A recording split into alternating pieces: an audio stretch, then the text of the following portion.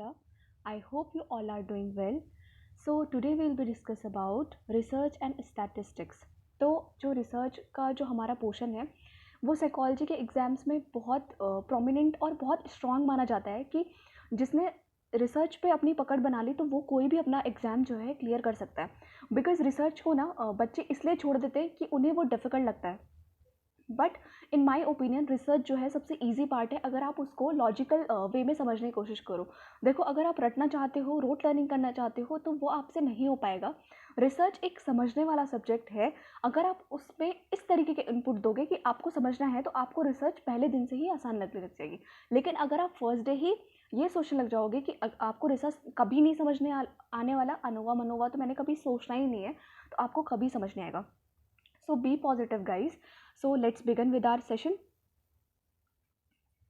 तो जो रिसर्च की डेफिनेशन है सबसे पहले उसे देख लेते हैं। Research is a systematic and scientific study analysis of experience behaviour of individual और ग्रुप। तो रिसर्च का मतलब है खोजना, ठीक है, जो चीज़ एग्जिस्ट करती है उसको दोबारा से खोजना। तो इस सर्च, ठीक है, तो इसमें रिसर्च का काम आता है। तो रिसर्च क्या है? साइकोलॉजी आपको पता ही होगा कि साइंस का सब्जेक्ट है, ठीक है, साइंटिफिक होती है इसमें सारी चीज़ें। तो इसको सिस्टमैटिक वे से कैसे आप एनालाइज करोगे, कैसे उसका विश्लेषण करोगे, एक्सपीरियंस करोगे और बिहेवियर का या फिर इंडिविजुअल का या फिर किसी ग्रुप का, आपको किसी चीज़ पे रिसर्च करनी है, ठीक है। आप कैसे करोगे? सिस्टमैटिक तरीके से ही तो करोगे। अगर आपने कहीं आप गए और फिर आपने कोई चीज़ ढूंढ ली तो उसको आप रिसर्च थोड़ी बोल दोगे। उसका एक प्रॉपर एक वे होता है। तो रिसर्च में आता है what, why, when and how, ठीक है। व्हाट मतलब डिस्क्रिप्शन, व्हाई एक्सप्लेनेशन कि क्यों हो रहा है, व्हेन यानी कि प्रिडिक्शन कब होगा ये चीज़, और कंट्रोल, हाउ कंट्रोल कैसे कर सकते हैं, ठीक है। अब कलिंगर की जो डेफिनेशन है, scientific research is systematic control empirical और critical investigation of hypothetical proposition about the presumed relation among natural phenomena. इसका मतलब ये है कि साइंटिफिक रिसर्च है, सिस्टमैटिक्स है, कंट्रोल कर सकते। एम्पेरिकल का मतलब होता है जो आप अपने ऑब्जर्व कर सकते हो, जो आप खुद देख सकते हो। Critical investigation of hypothetical, hypothetical का मतलब होता है कि जो टेंटेटिव है, ऐसा कोई श्योर नहीं है अभी, ठीक है, ओके।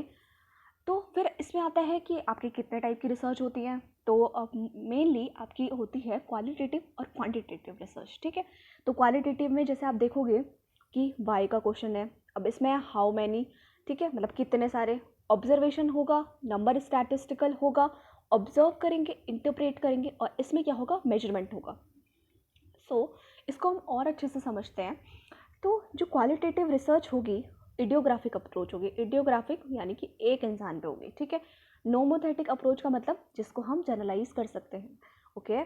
एंड क्वालिटेटिव रिसर्च में क्या होगा? Detailed description of the phenomenon being exploratory, मतलब इसको हम एक्सप्लोर करेंगे कि जिसमें हाइपोथेसिस की भी ज़रूरत नहीं पड़ती है, हम उसमें एक्सप्लोर करते हैं, तो उसे बोलते हैं क्वालिटेटिव। अब क्वांटिटेटिव में क्या होगा? स्टैटिस्टिकली होगा, ठीक है। एनालाइज करेंगे, रिजल्ट्स आर प्रेजेंटेड न्यूमेरिकली 1 2 3, मतलब फिर कब होगा, कितना इसमें गिरावट आई, कितना ये बढ़ा, ठीक है। Subjective, difficult to generalise. अब मैंने आपको बताया ना, अब इसको जनरलाइज कैसे करोगे? जैसे केस स्टडी होता है। अब केस स्टडी क्या होता है? इन डेप्थ ऑब्जर्वेशन होती है, लेकिन क्या आप और लोगों पे ऐसे जनरलाइज कर सकते हो? नहीं ना।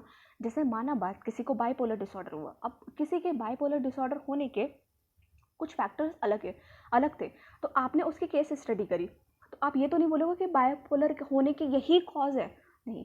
जब तक आप अपना सैंपल उस तरीके से लार्ज नहीं करोगे, लार्ज पॉपुलेशन से जो सैंपल है वो नहीं उठाओगे, तब तक आप उसको जनरलाइज नहीं कर सकते। अब ये क्या होता है?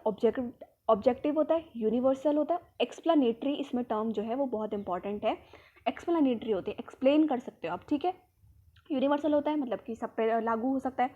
अब क्वालिटेटिव रिसर्च के दो टाइप हैं, ethnographic study in depth, interviews, case study, narratives, ठीक है।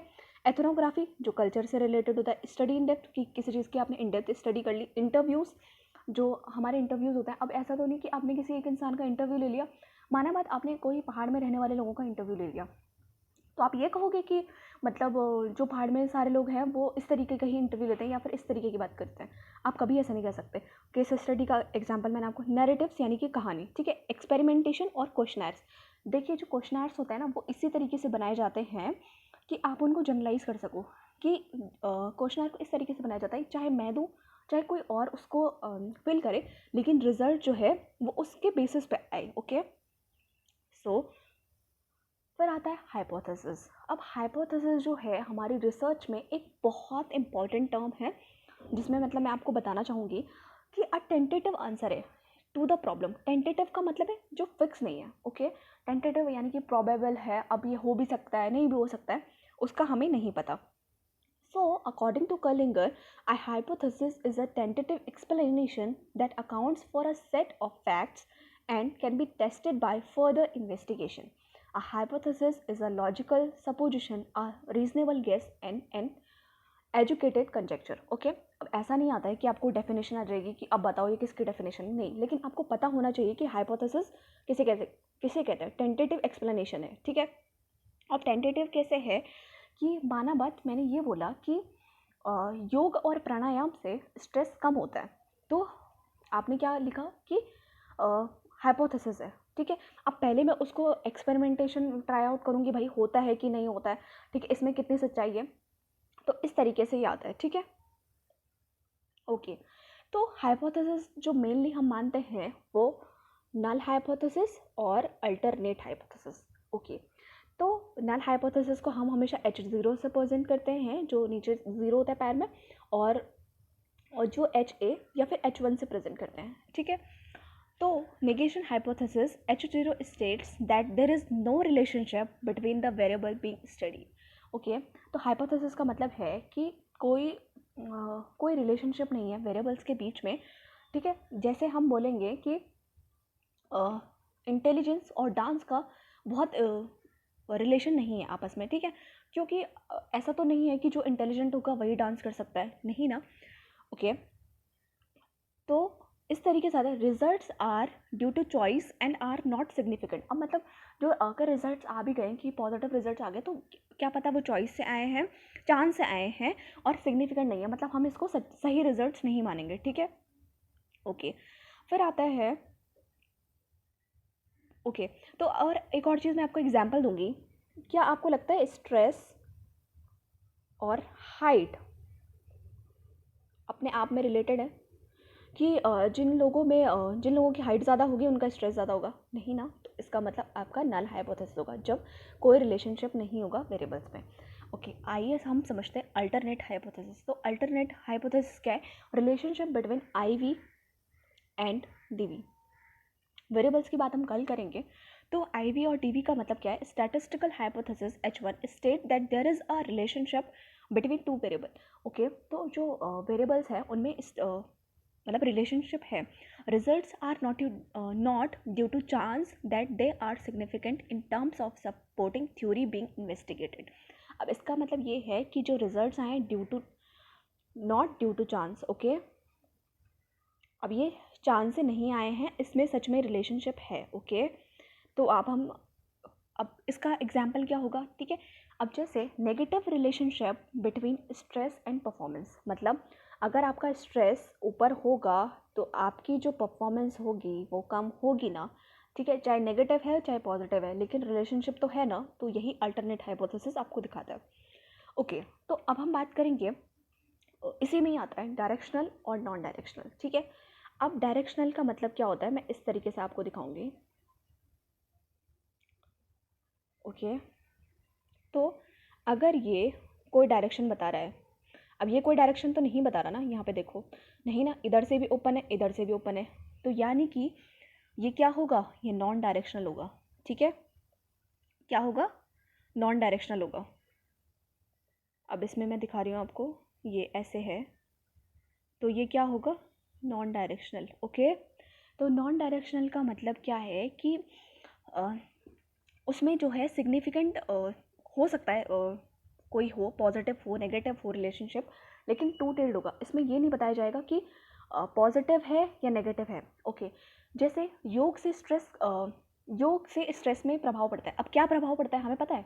नहीं ना, पॉजिटिव पड़ता है नेगेटिव पड़ता है, हमने ये तो नहीं बताया। इसका मतलब ये है कि ये नॉन डायरेक्शनल है। अब है डायरेक्शनल। ओके, तो डायरेक्शनल का मतलब है कि हम इसको ऐसे पढ़ेंगे कि अब इधर देखिए कि पॉजिटिव है या नेगेटिव है। जैसे स्ट्रेस का मतलब योग से स्ट्रेस कम होता है, तो अभी से हमें बता दिया कि नेगेटिव है, तो मतलब कुछ तो प्रभाव पड़ा ना, तो हो गया ना, इसका मतलब डायरेक्शन हम बता दिए। अब है पॉजिटिव वाला, यानी कि आपका जो है डांस से आपकी मतलब जो परफॉर्मेंस है, अगर हमने माना बात ये भी बोल दिया कि डांस से स्ट्रेस कम होता है, तो फिर भी आपका कोई ना कोई तो रिलेशनशिप हुआ, ठीक है। तो और या फिर आपका ये बोलेंगे स्ट्रेस से आपकी परफॉर्मेंस ख़राब होती है, चाहे हमने नेगेटिव रिलेशनशिप बताया लेकिन कुछ ना कुछ तो बताया, इसको ही नॉन डायरेक्शनल और डायरेक्शनल बताते हैं, ओके। और नल हाइपोथेसिस आपका डायरेक्शनल नॉन डायरेक्शनल दोनों हो सकता है, अल्टरनेट भी ना नॉन डायरेक्शनल और डायरेक्शनल हो सकता है, ठीक है। हम ये नहीं कह सकते कि एक ही डायरेक्शनल होगा और नॉन डायरेक्शनल होगा, okay. So that's all for today. अगर आपको कोई भी डाउट है तो आप मुझे यहाँ पे कमेंट कर सकते हैं, या फिर आप इंस्टाग्राम में मुझे डीएम कर सकते हैं। और आगे आपको कौन कौन से टॉपिक पढ़ने हैं वो भी आप मुझे बता सकते हो, ठीक है। आगे हम रिसर्च को थोड़ा और अच्छे से समझेंगे। और देखिए, मैं आपको रिसर्च पढ़ने का एक तरीका बताती हूँ। छोटे छोटे आप क्रिस्प नोट्स बनाइए उनके, मतलब जैसे फुल फॉर्म नॉन डायरेक्शनल में क्या होगा उनका आप डायग्राम बनाइए। जैसे नॉन डायरेक्शनल को मैं ऐसे दिखाती हूँ, तो नॉन डायरेक्शनल यहाँ से भी है और यहाँ से भी, इस तरीके से दिखाऊंगी, ठीक है। अगर आप बहुत सारा लिखने लग जाएंगे तो वो कहीं काम नहीं आने वाला, लास्ट टाइम आपको रिविजन में भी बहुत दिक्कत होगी। सो कल हम पढ़ेंगे वेरिएबल्स के बारे में, कितने तरीके के वेरिएबल्स होते हैं, और चीज़ें, रैंडम सिलेक्शन, रैंडमाइजेशन, ठीक है, रैंडम असाइनमेंट, ये सब क्या क्या होता है, इसको आगे बढ़ाएंगे। So thank you so much guys, I hope you all like my video, like share and subscribe my channel, thank you.